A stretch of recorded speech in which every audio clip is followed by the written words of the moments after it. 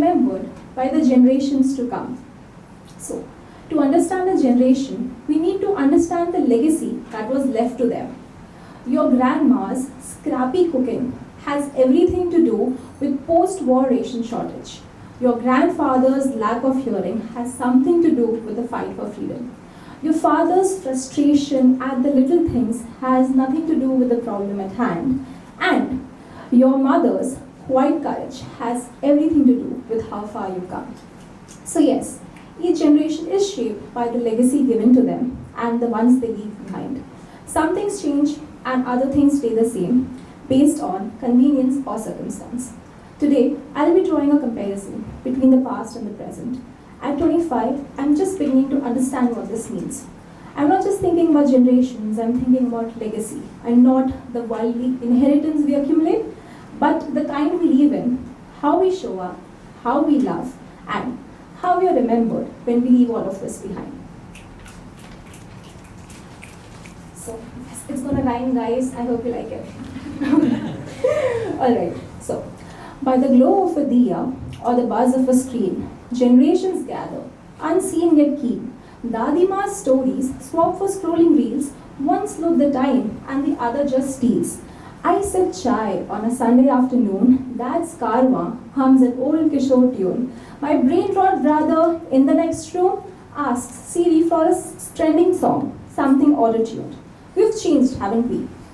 Used to write letters, now it's chatting on WhatsApp and ranting on threads. Used to touch feet, now we send namaste emojis instead.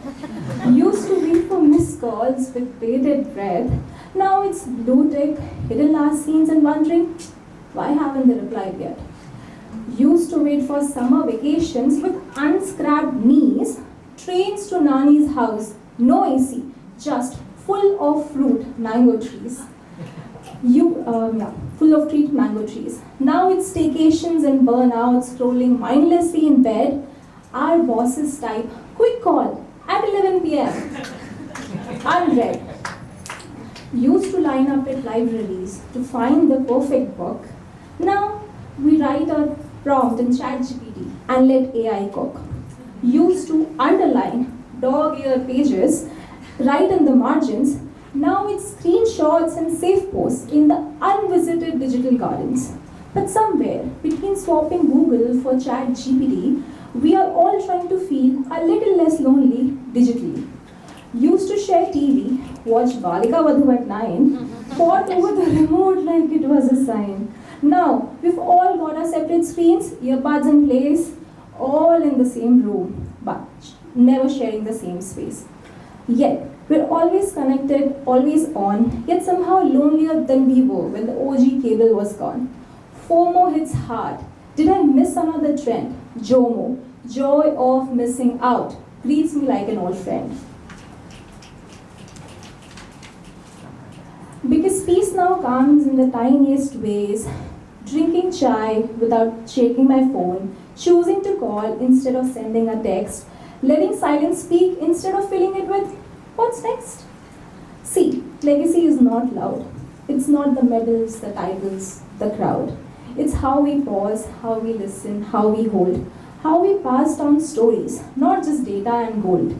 It's the way my dadi still folds clothes like prayers, the way my dadaji waters plants like he's raising heirs. It's the andaz in the cooking, the thoda or namak, their instinct to share even when they don't have enough. The previous generations gave us a lot. Resilience stitched in sari borders, sacrifice in steel lunchbox, patience carved in quill lines and slow evenings. So, the question is, what will we leave behind? Maybe a world where people learn to talk and not fight, given all the wars that's going around, where rest isn't earned, it's a right, where tradition isn't an obligation but a choice, and every generation finds their voice.